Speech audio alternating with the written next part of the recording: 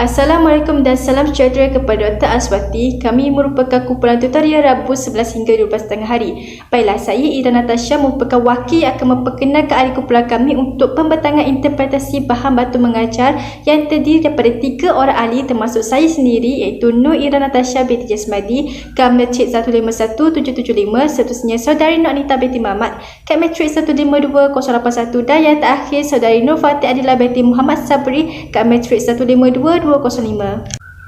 Sekarang kita masuk kepada bahagian pengenalan untuk interpretasi bahan batu mengajar. Kumpulan kami telah memilih subjek geografi tingkatan 5 iaitu bab 9 kegiatan ekonomi utama dengan subtopiknya faktor yang mempengaruhi kegiatan ekonomi utama. Standard pembelajaran untuk subtopik ini adalah pada akhir pembelajaran murid dapat menghuraikan faktor yang mempengaruhi kegiatan ekonomi dan alat bantu mengajar yang kami gunakan ialah board game bingo.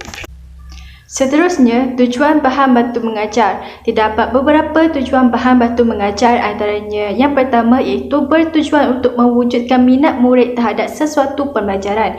Hal ini dikatakan demikian kerana bahan atau alat batu mengajar dapat menjadi penggalak dalam menyampaikan isi pelajaran sehingga ia dapat mencetuskan suasana persekitaran yang kondusif dan ceria dalam kalangan murid-murid. Menurut Nur Azlan dan Nur Dalina 2010, sekiranya bahan batu mengajar digunakan dengan teratur semasa memberi penerangan kepada murid-murid, pengajaran yang disampaikan akan mewujudkan perasaan minat untuk belajar dalam diri murid-murid. Hal ini secara tidak langsung dapat mendorong murid-murid untuk melibatkan diri dalam aktiviti yang berlangsung ketika sesi pembelajaran. Oleh yang demikian, menurut norma 2004, penggunaan bahan batu yang sesuai akan menimbulkan keseronokan dalam diri murid. Seterusnya, mereka dapat menghilangkan rasa bosan ketika proses pengajaran dan pembelajaran berlangsung. Yang kedua, ia bertujuan untuk menghasilkan sesi pengajaran dan pembelajaran yang berkesan. Apabila guru menggunakan bahan batu mengajar dalam proses pengajaran dan pembelajaran, hal ini akan menyebabkan terjadinya pembelajaran secara dua hala dan tidak berfokuskan kepada guru semata-mata kerana ia melibatkan interaksi antara guru dan murid. Selain itu, dengan adanya alat bantu mengajar ini, ia juga dapat merangsang murid untuk bergiat aktif di dalam kelas. Kesannya, proses pembelajaran menjadi lebih menyeronokkan. Yang terakhir, ia bertujuan untuk mempercepatkan proses pemahaman kepada murid dengan mengaplikasikan penggunaan bahan maujud. Hal ini dapat membantu seorang guru menyampaikan pembelajaran dengan mudah, cepat serta menarik. Menurut norma 2004, cara penggunaan bahan batu mengajar atau BBM hendaklah disusun dengan baik supaya murid dapat memahami dan mengekalkan sesuatu fakta atau isi penting sesuatu pembelajaran dalam ingatan mereka. Tambahan pula, ia juga dapat membantu guru dan murid mencapai objektif pembelajaran yang telah ditetapkan apabila murid menguasai isi pembelajaran yang telah disampaikan oleh guru mereka. Menurut norma lagi, BBM juga dapat memberi peluang kepada murid untuk memperoleh pengalaman dan pengetahuan melalui panca indera mereka seperti deria penglihatan, deria pendengaran serta deria sentuhan. Seterusnya, prinsip bahan batu mengajar. Bahan batu mengajar atau BBM yang dipilih mestilah menepati objektif pembelajaran. Hal ini bermaksud seorang guru perlulah memilih bahan yang sesuai dengan isi pelajaran. Misalnya, mengandungi maklumat yang hendak disampaikan serta mengarah kepada objektif yang hendak dicapai. Urutan susunan BBM mestilah teratur supaya dapat memudahkan proses pembelajaran berlaku dengan berkesan. Selain itu, bahan pembelajaran yang hendak digunakan mestilah terancang dan menarik. Hal ini dikatakan demikian kerana BBM yang terancang dan menarik mampu menarik minat murid-murid untuk memberikan fokus dan perhatian terhadap sesi pembelajaran. Tambahan pula, bahan yang digunakan mestilah mencabar minda murid-murid kerana terdapat 3 perkara penting dalam proses pengajaran iaitu aspek rasangan, pemikiran dan tingkah laku. Dalam hal ini, aspek rasangan akan menggerakkan akal iaitu pemikiran, kemudiannya pemikiran murid akan mempengaruhi tindakan iaitu tingkah laku mereka. Seterusnya, bahan pembelajaran yang dipilih mestilah menekankan penggunaan optimal untuk disampaikan kepada murid-murid. Semua bahan pembelajaran terutamanya BBM mestilah mempunyai sifat-sifat yang dapat memenuhi keperluan panca indera murid-murid. Misalnya dari aspek penglihatan, pendengaran dan sentuhan. Di samping itu, BBM yang digunakan hendaklah mempunyai format serta susunan yang jelas, kemas dan sesuai bagi menghasilkan proses pengajaran dan pembelajaran yang berfaedah dan berkesan. Tambahan pula, guru harus memikirkan cara yang terbaik supaya dapat memudahkan pemahaman sesuatu isi pembelajaran kepada murid-murid. Itu sahaja daripada saya serahkan pembentangan kepada saudari Anita. Sekian, terima kasih. Terima kasih kepada pembentang. Nama saya Nak Anita binti Mamat. Nombor matrik 152081 akan menerangkan tentang prosedur penggunaan alat bantu mengajar.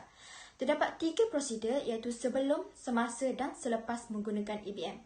Prosedur sebelum menggunakan ABM adalah guru akan memberikan arahan dan penerangan kepada pelajar tentang cara dan fungsi penggunaan ABM tersebut. Seterusnya, guru membahagikan murid kepada beberapa kumpulan. Akhir sekali, guru akan mengedarkan bahan-bahan ABM kepada wakil kumpulan. Prosedur untuk semasa pula ialah guru akan membimbing murid untuk melakukan aktiviti dan seterusnya, guru menilai kefahaman murid semasa menjawab soalan dan juga menilai kumpulan terbaik yang dapat menyiapkan tugasan ABM. Seterusnya, prosedur selepas menggunakan ABM, guru akan meminta maklum balas murid berkaitan aktiviti yang telah dilaksanakan dan untuk prosedur selepas juga guru dan murid dapat menyimpan ABM untuk kegunaan kelas lain. Seterusnya, saya akan menerangkan cara menggunakan ABM kumpulan kami iaitu Bingo Board Geografi. Guru akan membahagikan pelajar kepada beberapa kumpulan kecil dan setiap kumpulan akan mendapat penanda yang berlainan warna seperti dan dadu. Seterusnya, guru juga akan membekalkan murid helaian bingo.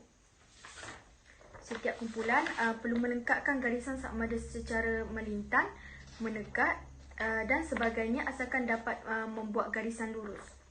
Selain itu, set soalan sebanyak 25 disediakan dalam bentuk modul kepada setiap kumpulan. Komponen utama ABM kumpulan kami adalah Bingo Board Geografi. Terdapat 25 nombor yang tertera pada bingo board dan nombor ini juga merupakan nombor soalan. Pertama sekali, wakil kumpulan perlu membaling dadu dan mereka bergerak mengikut nombor menggunakan penanda yang telah disediakan. Sekiranya pelajar mendapat nombor 1, maka pelajar perlu menjawab soalan nombor 1 yang terdapat dalam set modul. Sekiranya mereka dapat menjawab soalan dengan betul, mereka perlu menanda di kertas bingo berdasarkan nombor soalan yang mereka dapat jawab. Kumpulan yang dapat melekatkan bingo paling cepat perlu menyebut bingo geografi dan akan dikira sebagai pemenang. Itu sahaja daripada saya. Sekian, terima kasih. Assalamualaikum warahmatullahi wabarakatuh. Saya Nur Fatin Adila binti Muhammad Sabri, nombor matrik 152205 akan meneruskan pembentangan ini dengan menjelaskan implikasi penggunaan alat bantu mengajar ABM bukan ICT dalam pelaksanaan aktiviti pengajaran iaitu board game bingo. Terdapat 3 implikasi yang telah berjaya dikenal pasti. Yang pertama adalah menjadikan sesi pembelajaran menjadi lebih menarik. Aktiviti pembelajaran berbentuk permainan dan dibantu dengan penggunaan ABM bukan ICT akan membuatkan sesi pembelajaran lebih menarik. Pelajar akan menjadi lebih teruja dan bersemangat dalam menjalankan aktiviti pembelajaran. Penggunaan alat bantu mengajar bukan ICT dalam pelaksanaan aktiviti board game bingo dapat membantu menghilangkan rasa bosan pelajar semasa pelaksanaan aktiviti pembelajaran. Seterusnya, penggunaan alat bantu mengajar bukan ICT dalam pelaksanaan aktiviti pembelajaran board game bingo akan menyebabkan pelajar terlibat secara aktif dalam menjawab soalan berdasarkan topik pembelajaran. Aktiviti board game bingo ini memerlukan pelajar untuk menjawab soalan yang diberikan oleh guru berdasarkan topik pembelajaran. Dengan bantuan alat bantu mengajar bukan ICT dalam pelaksanaan game ini akan membuatkan pelajar menjadi lebih aktif untuk mencuba menjawab soalan yang diberikan dan mereka akan memberikan tumpuan yang lebih dalam menjawab soalan berdasarkan topik pembelajaran. Hal ini kerana mereka didorong oleh semangat ingin menang dalam game yang disediakan. Ditambah pula dengan bantuan alat bantu mengajar bukan ICT dalam pelaksanaan aktiviti yang disediakan. Implikasi terakhir adalah dengan bantuan alat bantu mengajar bukan ICT dalam pelaksanaan aktiviti pembelajaran, iaitu board game bingo ini akan menyebabkan penguasaan pelajar dalam topik pembelajaran menjadi bertambah baik. Pelajar akan menjadi lebih mahir dalam mengenal pasti fakta penting. Pengaplikasian pembelajaran dalam permainan juga dapat meningkatkan kefahaman pelajar serta membolehkan pelajar menjawab soalan yang diberikan. Seterusnya, saya akan menjelaskan tentang kebaikan dan keburukan penggunaan alat bantu mengajar bukan ICT dalam pelaksanaan aktiviti pembelajaran yang dijalankan seperti board game bingo ini. Dari aspek kebaikan, penggunaan alat bantu mengajar bukan ICT dalam pelaksanaan aktiviti board game bingo akan dapat membantu merangsang minat pelajar untuk turut serta dalam menjawab soalan yang diberikan oleh guru berdasarkan topik pembelajaran. Penggunaan alat bantu mengajar bukan ICT dalam pelaksanaan aktiviti pembelajaran seperti board game bingo ini dapat membantu memudahkan proses pembelajaran. Selain itu, oleh kerana aktiviti pembelajaran ini dijalankan dengan menggunakan alat bantu mengajar bukan ICT, pelajar akan terdorong untuk menjawab soalan dengan pantas dan tepat bagi mengelakkan masa yang ditetapkan tamat. Selain itu, ianya juga dapat membantu pelajar menguasai topik pembelajaran. Dari aspek kelemahan pula, penglibatan pelajar tidak menyeluruh. Hal ini kerana apabila aktiviti dijalankan secara manual dengan bantuan alat bantu mengajar bukan ICT, sebahagian pelajar akan mengambil kesempatan untuk mengelak daripada menjawab soalan yang diberikan oleh guru.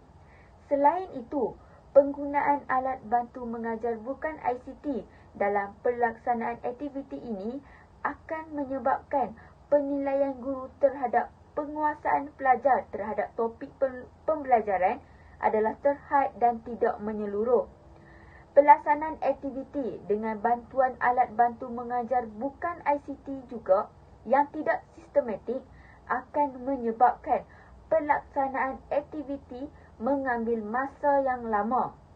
Pelaksanaan aktiviti pembelajaran dengan menggunakan alat bantu mengajar bukan ICT juga akan menjadi kurang efektif jika murid tidak memahami cara dan objektif pelaksanaannya. Oleh itu, guru perlulah memberi lebih perhatian. Sekian sahaja pembentangan dari kumpulan kami. Harap pembentangan ini menempati piawaian yang telah ditetapkan. Sekian, terima kasih.